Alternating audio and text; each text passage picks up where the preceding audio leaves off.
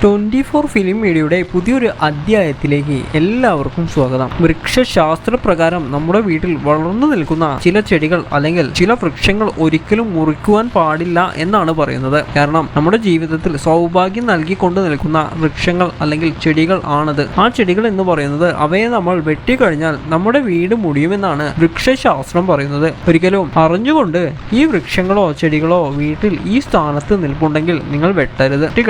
വെട്ടിക്കഴിഞ്ഞാൽ അച്ചിട്ടായ കാര്യമാണ്. ഇവിടം കൊണ്ട് വളർച്ച മുരടിച്ച് ജീവിതത്തിൽ ദുഃഖവും ദുരിതവും വന്ന് ചിലപ്പോൾ വീടിന്റെ അടിവേര് വരെ തോണ്ടുന്ന രീതിയിലാണ് നാശം ഉണ്ടാകുന്നതെന്നാണ് പറയപ്പെടുന്നത്. ആ വൃക്ഷങ്ങളെ പറ്റി ചെടിയെ പറ്റിയാണ് ഇന്ന് ഈ ഒരു അധ്യായത്തിൽ ഞാൻ പറയാൻ പോകുന്നത്. നിങ്ങളുടെ ആരുടെയെങ്കിലും വീട്ടിൽ ഈ വൃക്ഷങ്ങൾ നിൽപ്പുണ്ട് എന്നുണ്ടെങ്കിൽ മനസ്സിലാക്കുക, അത് സ്ഥാനത്ത് നിൽക്കുകയാണ്. അത് വെട്ടിക്കളയുന്നത് നിങ്ങൾക്കും കുടുംബത്തിനും ദോഷം കൊണ്ടുവരുമെന്നാണ് പറയുന്നത്. അപ്പോൾ മനസ്സിലാക്കാം എന്തൊക്കെയാണ് ആ വൃക്ഷങ്ങൾ, എന്തൊക്കെയാണ് ആ സ്ഥാനങ്ങൾ, ഏതൊക്കെയാണ് ആ സ്ഥാനങ്ങൾ എന്നുള്ളത്. ഒന്നാമത്തെ എണ്ണം എന്ന് പറയുന്നത് കൂവളമാണ്. കൂവളം വീട്ടിൽ നിൽപ്പുണ്ട്, അത് ഏത് സ്ഥാനത്തും ആയിക്കൊള്ളട്ടെ, നിങ്ങളുടെ വീടിന്റെ ഏത് ഭാഗത്തായാലും കുഴപ്പമില്ല. ഒരു കൂവളം വളർന്നു നിൽപ്പുണ്ട് എന്നുണ്ടെങ്കിൽ ഒരിക്കലും അത് വെട്ടിക്കളയരുത്. അതിൽ പരം ഒരു ദോഷം വേറെ വരാനില്ല എന്നുള്ളതാണ്. കൂവളം ശിവ ഈശ്വരാധീനമുള്ള മണ്ണിലാണ് വളരുന്നത്. നിങ്ങളുടെ വീട്ടിൽ ഭഗവാന്റെ കവചമായിട്ടാണ് കൂവളം വളരുന്നത്. ആരുടെയെങ്കിലും വീട്ടിൽ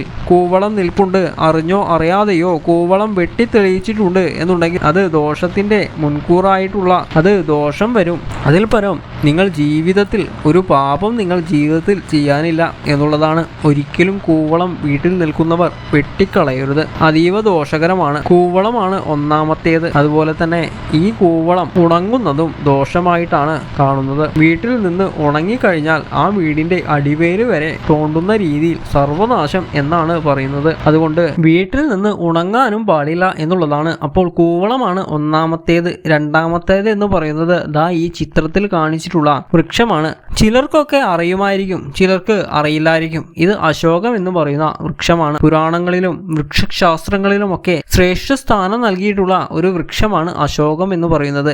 ഈ അശോകം ഒരു വീട്ടിൽ വളരണം എന്നുണ്ടെങ്കിൽ ആ വീട്ടിൽ മഹാലക്ഷ്മി വസിക്കുന്നു എന്നാണ് പറയുന്നത്. ആ വീട്ടിൽ മഹാലക്ഷ്മിയുണ്ട്, അമ്മയുടെ സാന്നിധ്യം ആ മണ്ണിൽ ഉള്ളതുകൊണ്ടാണ് അവിടെ അശോകം വളരുന്നത്. നിങ്ങൾ അത് വെട്ടിമുറിച്ചു കളയുകയാണ്. ഇനി എന്തിന്റെ പേരിലാണ് എന്ന് പറഞ്ഞാലും അശോകം ആ മണ്ണിൽ നിന്ന് മുറിച്ചു കളയരുത്.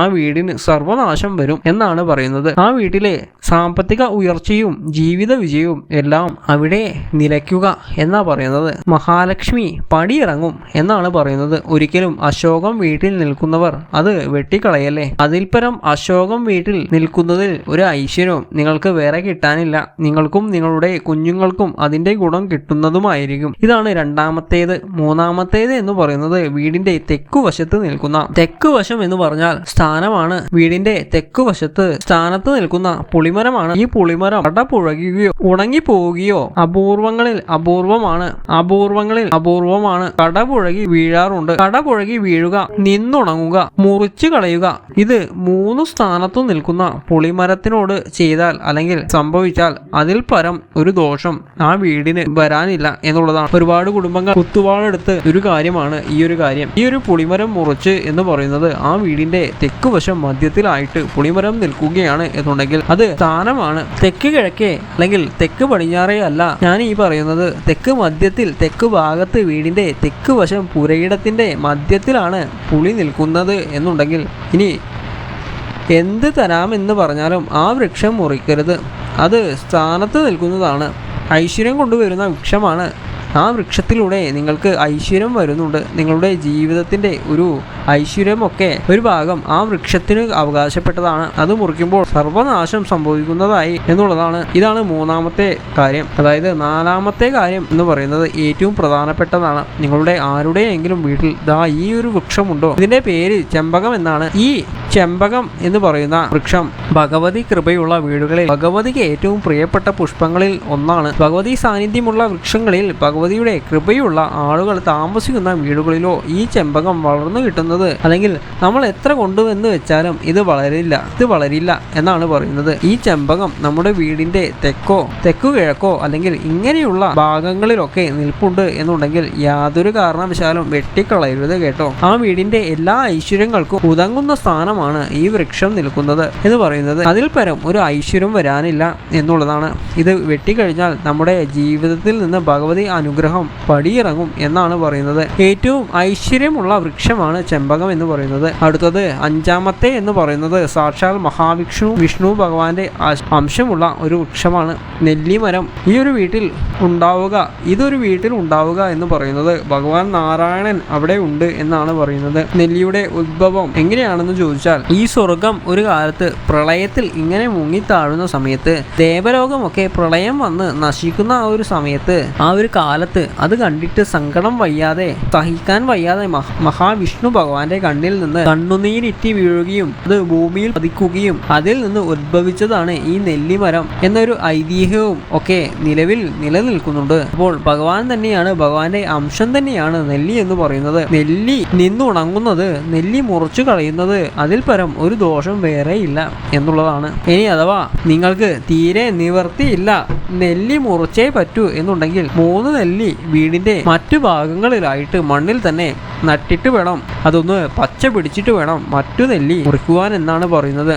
അതൊക്കെ വൃക്ഷശാസ്ത്രങ്ങളൊക്കെ നോക്കുന്നവരെ കൊണ്ടുവന്ന് നോക്കിച്ച് മാത്രമേ മുറിക്കുവാൻ പാടുള്ളൂ എന്നുള്ളതാണ്. 3 നെല്ലി വെച്ചിട്ട് മാത്രമേ ആ നെല്ലി മുറിക്കുവാൻ പാടുള്ളൂ എന്നുള്ളതാണ്. വളരെ കൃത്യമായിട്ടുള്ള കാര്യമാണ്. നെല്ലി എവിടെയൊക്കെ അതായത് മുറിച്ചിട്ടുണ്ടോ ആ വീടുകളിലൊക്കെ മുടിഞ്ഞ ചരിത്രം മാത്രമേ ഉള്ളൂ. ഏറ്റവും ദോഷമാണ്. അടുത്തത് വളരെ പ്രധാനപ്പെട്ടതാണ്.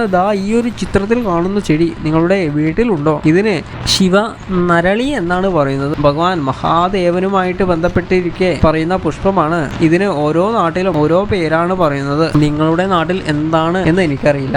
അറിയുന്നവർ ഉണ്ടെങ്കിൽ ഒന്ന് കമന്റായിട്ട് അറിയിക്കണം. ആരുടെയെങ്കിലും വീട്ടിൽ വളർന്നു നിൽപ്പുണ്ടെങ്കിൽ അത് മുറിച്ചു കളയരുത്, കഴിയുന്നതും ഒഴിവാക്കുക എന്നുള്ളതാണ്. ഇത് മണ്ണിൽ പിടിച്ചു കിട്ടുവാനായിട്ട് പ്രയാസമുള്ള ഒന്നാണ്. എല്ലാ വീട്ടിലും വളരണം എന്നില്ല. ഭഗവാന്റെ കൃപയുള്ള ഈശ്വരാധീനമുള്ള വ്യക്തികൾ താമസിക്കുന്ന വീടുകളിൽ മാത്രം വളരുന്ന ഒരു വൃക്ഷമാണ്. അപ്പോൾ ഇതൊന്ന് ശ്രദ്ധിക്കുക. അടുത്തത് വളരെ പ്രധാനപ്പെട്ടതാണ്. വിഷു ഒക്കെ അടുത്തു വരുന്ന സമയത്ത് നമ്മളുടെ വീട്ടിലൊക്കെ പൂടുന്ന ഒരു വൃക്ഷമാണ് കണിക്കൊന്ന എന്ന് പറയുന്നത്. വീടിന്റെ കിഴക്ക് വശം പ്രധാന വാതിൽ ഒഴിച്ച് നിൽക്കുന്ന കണിക്കൊന്ന എന്ന് പറഞ്ഞാൽ ആ വീടിന് സർവ്വ ഐശ്വര്യം പ്രദാനം ചെയ്യും എന്നാണ് പറയുന്നത്. വീടിന്റെ കിഴക്കായിരിക്കണം, പ്രധാന വാതിലിൽ വിട്ടു നിൽക്കണം. അതായത് പ്രധാന വാതിലിന് നേരെ ആവരുത്, വന്നാൽ ദോഷമാണ്. പ്രധാന വാതിലിൽ വിട്ട് വീടിന്റെ മുൻവശത്ത് വളരുന്ന കണിക്കൊന്ന അങ്ങനെയുള്ള ആരെങ്കിലും ഉണ്ടോ? ഇവിടെ വീഡിയോ കാണുന്ന ആരെങ്കിലും വീടിന്റെ മുന്നിൽ പ്രധാന വാതിലൊഴിച്ച് കണിക്കൊന്ന വീടിന്റെ മുൻപിൽ നിൽപ്പുണ്ടോ? ഉണ്ടെങ്കിൽ ഒന്ന് പറയണേ. മഹാഭാഗ്യമാണ്. അതിൽ പരം ഐശ്വര്യമുള്ള ഒരു വീടില്ല. അത് നട്ടു വളർത്തിയത് ആരായാലും അവരെ ഞാൻ കൈകൂപ്പി നമസ്കരിക്കുന്നു. ഏറ്റവും ഐശ്വര്യമാണ് എന്നുള്ളതാണ്. ആ കണിക്കൊന്ന, അങ്ങനെ ആ സ്ഥാനത്ത് നിൽക്കുന്ന കണിക്കൊന്ന ഒരു കാരണവശാലും വെട്ടരുത്. അത് വെട്ടുന്ന മുറയ്ക്ക് അത് അഥവാ വെട്ടിപ്പോയാൽ അതിൽ പരം ഒരു ദോഷവും ദുരിതവും ദുഃഖവും അലയടിക്കുന്നു എന്നാണ് പറയുന്നത്. ഓരോ ദിവസവും നീറി കഴിയേണ്ടി വരും എന്നാണ് പറയുന്നത്. അപ്പോൾ അത് ദോഷമാണ്, ഒരിക്കലും ചെയ്യരുത്. അടുത്തത് വളരെ പ്രധാനപ്പെട്ടതാണ് ശംഖുപുഷ്പം എന്ന് പറയുന്നത്. ഏറ്റവും ദൈവികമായിട്ടുള്ള പുഷ്പമാണ്. വീട്ടിലൊക്കെ വളർന്നു കിട്ടുവാൻ വളരെ പ്രയാസമുള്ള ഒരു പുഷ്പമാണ് ശംഖുപുഷ്പം എന്ന് പറയുന്നത്. വീടിന്റെ കിഴക്കേ ഭാഗത്ത് ശംഖുപുഷ്പം നിൽക്കുന്നുണ്ട് എന്നുണ്ടെങ്കിൽ ഒരിക്കലും പൂർണ്ണമായിട്ടും പിഴുതു കളയരുത് കേട്ടോ. ഒരുപാട് കാടൊക്കെ കയറി നിൽക്കുക, നിങ്ങൾക്ക് വെട്ടി ഒതുക്കി നിർത്താം, പക്ഷേ ഇത് പറിച്ചു കളയരുത്. എല്ലാ സൗഭാഗ്യങ്ങളും കൊണ്ടുവരുന്ന ഒരു വൃക്ഷമാണ് ശംഖുപുഷ്പം. ആരുടെയെങ്കിലും വീട്ടിൽ ശംഖുപുഷ്പം നിൽക്കുന്നുണ്ടെങ്കിൽ ഒന്ന് കമന്റായിട്ട് അറിയിക്കണേ. അപ്പോൾ ഈ ഒരു അധ്യായം ഇവിടെ അവസാനിപ്പിക്കട്ടെ. എൻ്റെ സന്ധ്യാ പ്രാർത്ഥനയിലും അമൃതവേള യോഗത്തിലും നിങ്ങൾക്ക് വേണ്ടിയും ഞാൻ പ്രാർത്ഥിക്കുന്നതാണ്. അതിനായിട്ട് നിങ്ങളുടെ പേരും ജന്മനക്ഷത്രവും ഒന്ന് കമൻ്റായിട്ട് അറിയിക്കുക. അപ്പോൾ എല്ലാവരെയും ജഗദീശ്വരൻ അനുഗ്രഹിക്കട്ടെ. ഓം നമഃ ശിവായ.